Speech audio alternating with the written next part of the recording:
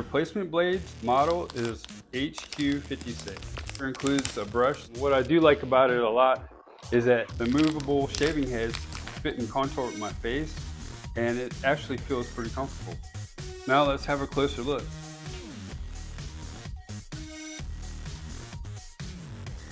Everything technically snaps right into place.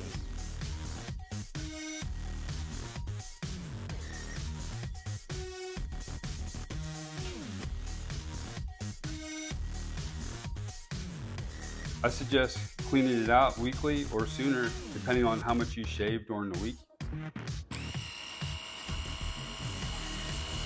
Use an oil that you can purchase separately. Here I'm showing you how to apply it on the heads. You just put it a little dab in 3 areas of each head, and then you wipe it with your fingers around the head, and then you turn it on and let it run for a little bit. Okay, now let's have a quick look at my shaving result. Well, I think that's close enough without cutting myself. If this video was helpful and vibe with you, please visit our product link below in our description for the product information. Also, comment, like, follow, and subscribe for more product videos that we'll be sharing.